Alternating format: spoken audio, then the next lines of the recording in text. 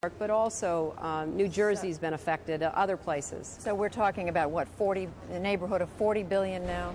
Yes, and 20 of that will go for purposes such as beefing up our intelligence, repairing the Pentagon, the military assets we need, making it clear that we're going to afford whatever security precautions are necessary at our airports, and then 20 billion will go to the kind of rescue, reconstruction, rebuilding, counseling efforts that are going on right now in New York. Senator, we're hearing from President Bush, from Secretary Powell and others at the Pentagon and elsewhere in the administration that no effort will be spared, in effect, to go after the people who were responsible for this. Are you prepared to give the president, in essence, a green light to do whatever he and the people around him think is necessary to find these people? Well, I'm going to support the president's authority to wage war on these terrorists, and wherever they are, root them out and make clear that anyone who provides comfort or financial aid is going to pay a price.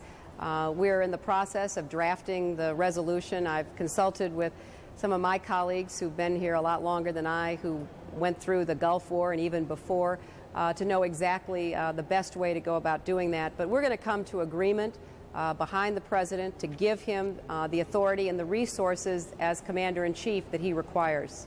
What about a threshold of evidence? Is that something that is a factor here? Well, Judy, you know, this is not a legal case. You know, I used to practice law in another life, and we're not, you know, we're not putting together the kind of case that we would take to a jury necessarily. Certainly, we are painstakingly acquiring whatever evidence is available. But I'm not sure that it would be appropriate or prudent for the United States to just pursue this legally, to try to, as we did with the first incident at the World Trade Centers, the bombing, you know, spend years tracking down the perpetrators, bringing them back to justice.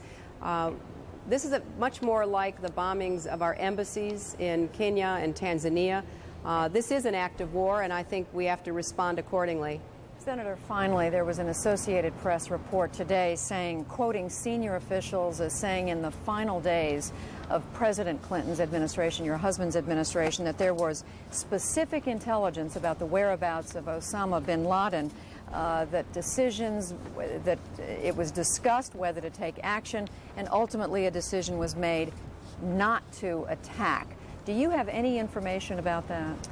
Well, Judy, I'm not privy to all the information. I know that there was intelligence about his location. There was a plan that was put into place to try to pinpoint his location. It relied, as I recall, on human intelligence assets, namely people who were on the ground providing us with information. And my memory is that at the last minute, those assets proved unreliable and were not able to form the basis for the kind of firm footing that is needed for launching the sort of attack that we are considering. That is how I remember it, but as I say, I wasn't in the thick of it. But I do remember very well we acted similarly with respect to the cruise missiles that were launched at his camps in Afghanistan based on intelligence that he would be there at the time. It was very well thought out and planned, and unfortunately, for whatever reason, he turned out not to be there. And I want to just add that this is part of the challenge that our current president faces. We are engaged in a battle with an adversary who lives in the shadows. When we were bombed at Pearl Harbor, we knew where the enemy was. And not only does he have his own assets, but because of his considerable wealth and connections with regimes and organizations around the world, he does have his own intelligence network, people within governments and military operations who frankly keep him apprised of what we or anyone else are interested in. So that's one of the reasons why I really support the kind of painstaking, patient approach that the president is pursuing. I know there are some who think, you know, we should be able to, you know, launch an attack, press a button tonight, but that's not the way this can be done, and I think all Americans have to be resolute. We have to be prepared for the action that will come, and very supportive of those working with the President who are putting together the pieces, as difficult as that is, to give us the basis for action. All right, Senator Hillary Rodham Clinton of New York talking to us from the U.S. Capitol just a little over an hour after the Capitol had to be evacuated because of a threat. Senator, thank you very much for being with us. Thank you, Judy. Thank you. And now back to Bill in Atlanta. Judy, thank you. Senator Clinton mentioning the name Osama bin Laden. We have heard his name so many times lately. We have also heard about the group known as the Taliban back in Afghanistan. But how is it that this group and this man could intersect with the lives of ordinary Americans? CNN's Christiane Amanpour now with a bit of history. When the Soviet Union invaded the treacherous and mountainous terrain of Afghanistan on the eve of the 1980s, it quickly found its own Vietnam. This superpower was taken on and eventually forced out by a network of Afghan guerrilla groups known as the Mujahideen. The Cold War was still on, and the United States helped recruit these resistance fighters through its allies in the region, allies like Pakistan, which borders Afghanistan.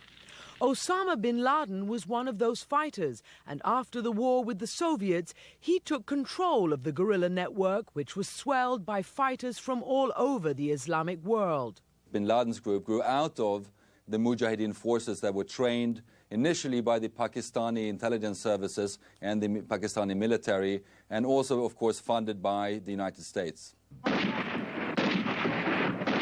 But the United States is faulted for failing to track the growing ranks of radical Muslim guerrillas once the Soviet occupation ended. Afghanistan then descended into civil war and eventually split into two main blocs. On one side, the Northern Alliance, a loose network of ethnic minorities, nominally led by the charismatic Ahmad Shah Massoud, known as the Afghan mastermind of the Soviet defeat. He has not been seen since a bomb attack by assassins last week. On the other side, the Taliban, a fundamentalist Islamic movement representing the ethnic majority. They captured the capital, Kabul, in 1996 and are now in control of almost all Afghanistan. But their repressive regime, particularly their harsh treatment of women, have earned them almost universal condemnation. The West also accuses the Taliban of harboring Osama bin Laden, America's enemy number one. Pakistan is one of only 3 countries recognizing the Taliban as the legitimate government, and now it's under intense pressure from the United States to get the Taliban to give up bin Laden. We regard terrorism as an evil that threatens the world community. Concerted international effort is needed to fight terrorism in all its forms and manifestations. Experts point out the Taliban itself is divided between hardliners and some who would prefer more cooperation with the West.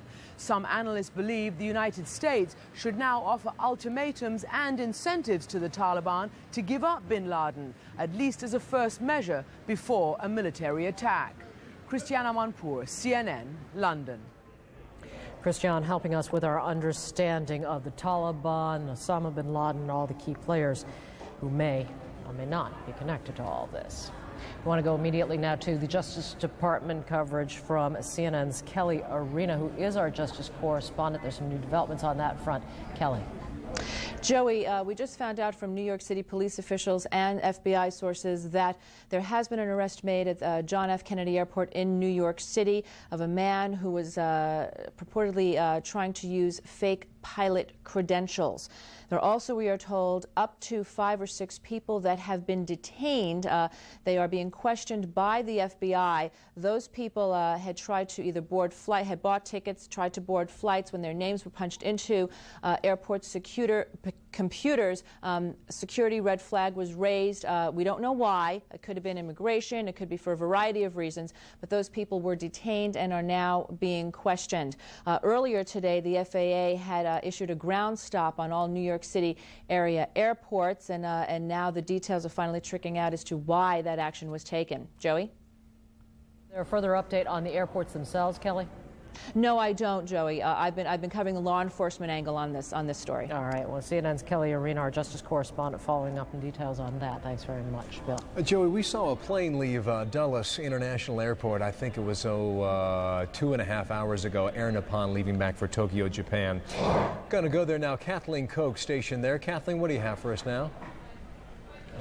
Bill, the FAA has announced that the closest airport to the nation's capital, Reagan National Airport, will now remain closed for the foreseeable future. They're saying that that decision has been made because of, quote, its proximity to key federal installations, including the Pentagon. Now, what that will mean is that anyone in the Washington, D.C. area wanting to try to fly out will have to come here to Dulles International Airport or go to Baltimore Washington International Airport.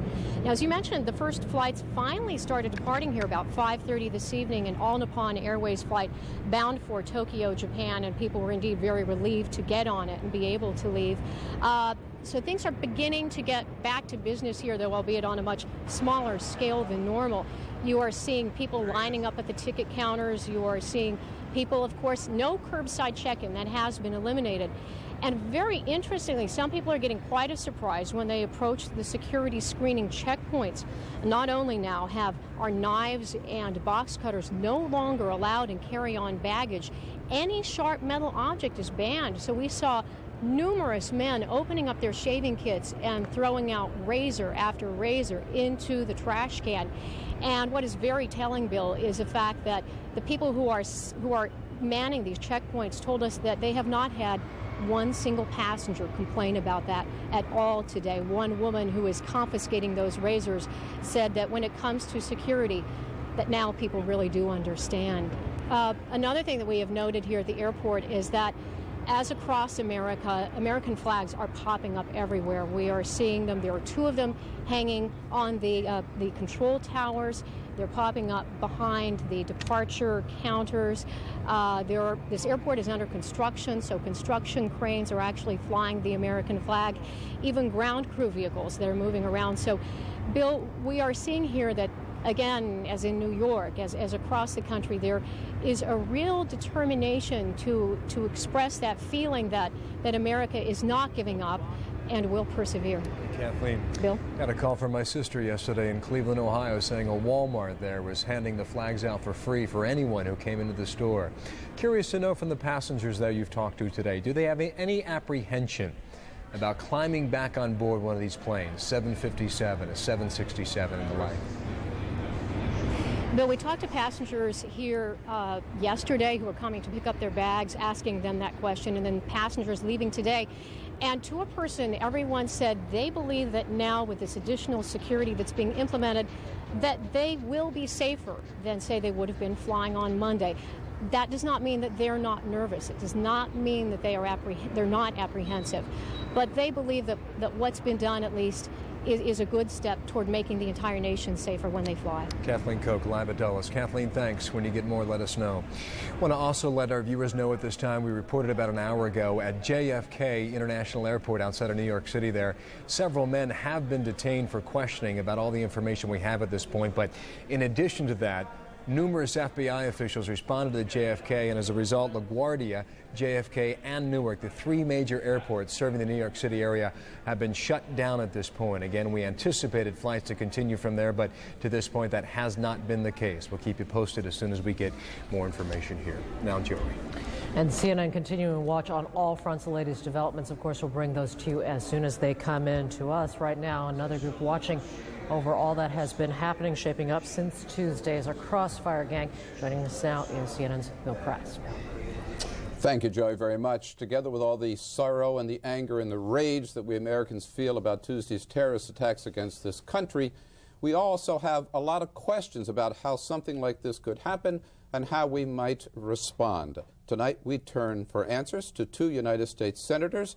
Joining us first, Senator Chuck Hagel, Republican from the state of Nebraska and ranking member of the Senate Foreign Relations Committee, and Senator Bob Graham, the Democrat from Florida, who's chair of the Senate Intelligence Committee. Bob Novak. Senator Graham, we have had some interesting developments today. The Senate was evacuated, the House of Representatives was evacuated, several government buildings downtown was evacuated, several blocks have been cordoned off downtown. Now we hear the word the Reagan National Airport may be closed indefinitely, and